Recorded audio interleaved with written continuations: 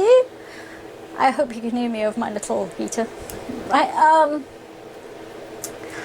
you've left NBC? I don't believe it.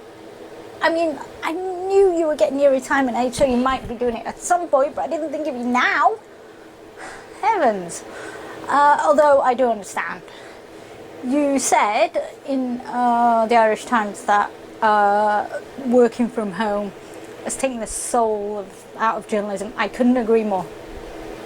Even though I used to only do local little things, I did go out and about and try and find things that were going on, including the odd protest here and there. And now, in fact, at one point I wasn't even allowed to stand outside in the road and do one of these things I'm doing now. It's just awful. It's awful. This lockdown has turned journalism on its head.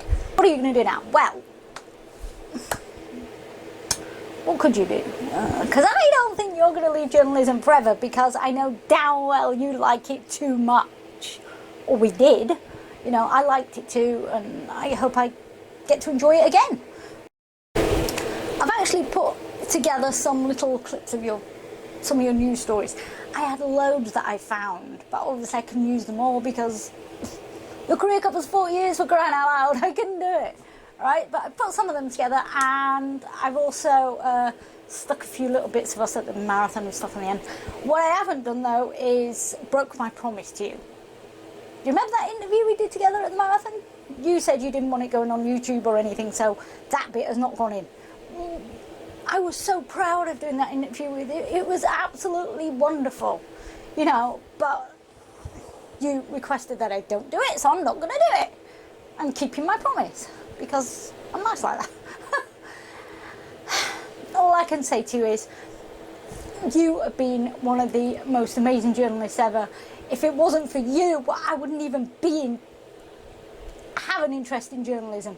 And one thing you have done is give me a good knowledge of geography. My geography was okay, but it was pretty crap. And by following you around the world on maps and things, I now know a lot more about geography. There are some places, actually, that I had never heard of until I saw you do a report from them, like Reunion, for instance. I'd never heard of Marawi in the Philippines until you know, and I looked it up on a map, like, oh, right, that's where it is. You know? So, if there's one thing you can say about this, you have given me a better knowledge of geography, so thank you for that. Thank you for inspiring me to make my own videos, because I wouldn't have known how to do that without watching you do things. You've made me love journalism so much, and I just wish we could still do it, but we can't. I really wanted to work with you. I'm sad I haven't had the chance yet, and maybe you could set up your own journalism company so that I can. Just a thought. Thank you for inspiring me, and thank you for your friendship. I know that you and I don't always agree on things, but I hope we can still be friends and our friendship continues. And basically, I wish you well in whatever you choose to do. I know you're not going to leave journalism forever. Don't kid me, you are, because I know you're not. John and I absolutely love you to bits, and we can't wait to see you again at the marathon. No, I'm not coming to watch you in Boston, I'm sorry. It's not because I don't want to. I can't afford to. Okay? If I could, I'd be there, you know I would, to support you in Boston, but I can't afford to be there. We've been wanting to take a trip to the United States for a long time. You know, Don really wants to take me to Florida. I really want to go to Chicago, so, you know, we could probably stop off in Boston on the way, sort of thing. But at the moment, we can't afford to do that, and we're banned from travelling anyway, so. You're not, because you're competing in a sporting event, you lucky thing. Anyway, so, but I will be at the London Marathon, that I can promise you. Right, so good luck with marathons, and good luck with whatever you choose to do in future. And I hope to see you again soon. Terry out. Imagine yourself working in a shop on a normal day, and two men or one of them carrying one of these. You're not likely to argue with them. But in fact, this gun isn't real, it's a replica. 13 shops in the province sell replica guns. Kalashnikov costs £25. You can buy a handgun, bullets, a balaclava, and a combat jacket for under £100.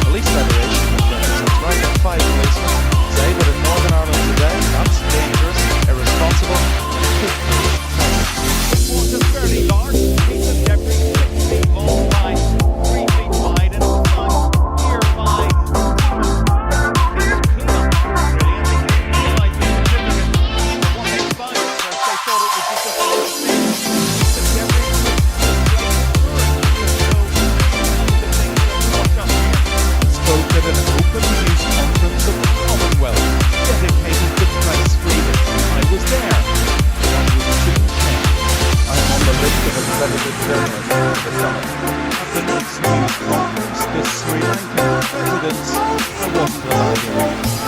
I would like to ask him a question. But you are not allowed to.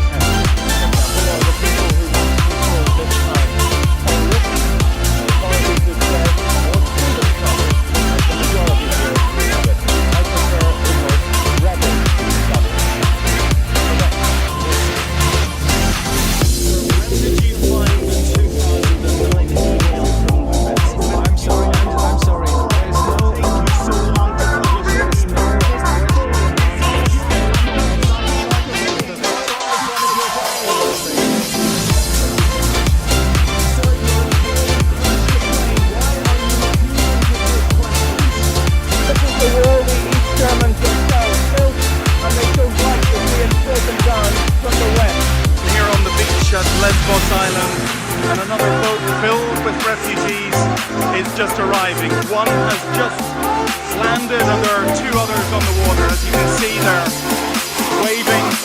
They're very happy. Most of them are from Syria and Afghanistan. Are here. Most of the dead so far have been pulled from the rubble of Amatrice. It's not all bad news. Just maybe 7 or 8 minutes ago, I was up.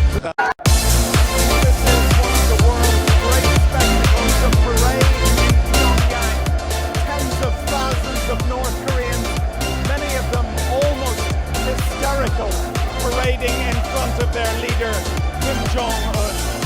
This is the city of Marawi in the Philippines, or at least what's left of it. The destruction here is simply jaw-dropping. A mosque there. This city was held by ISIS for 5 months. They took it with several hundred fighters in May.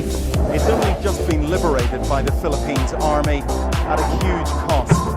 The Philippines Armed Forces, that's the soldiers and the police, lost more than 160 men. In fact, just a quick anecdote. I remember an American reporter came to the BBC in Belfast, and like I said, we had 6 ways of telling the story. The bomb exploded at, it's been condemned by, it was all very rigid, and there were lots of grizzled old blokes who would, tell you off if you did anything different. This guy comes from New York. He was on secondment from ABC, and he started off the script, and he was very laid back. This is the 1980s, and he said, whatever way you look at it, Declan Donaghy is in a heap of trouble. Well, needless to say, the piece did not go out.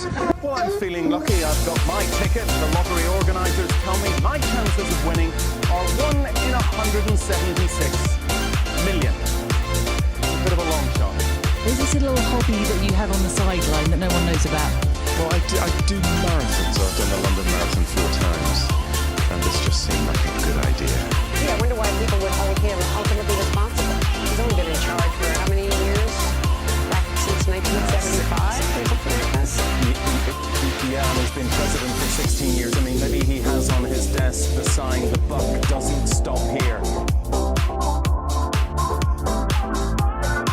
2 weeks ago, started to do physiotherapy and thought I'd have a week of proper preparation, and then went to Boston to cover the bombing and haven't done a thing.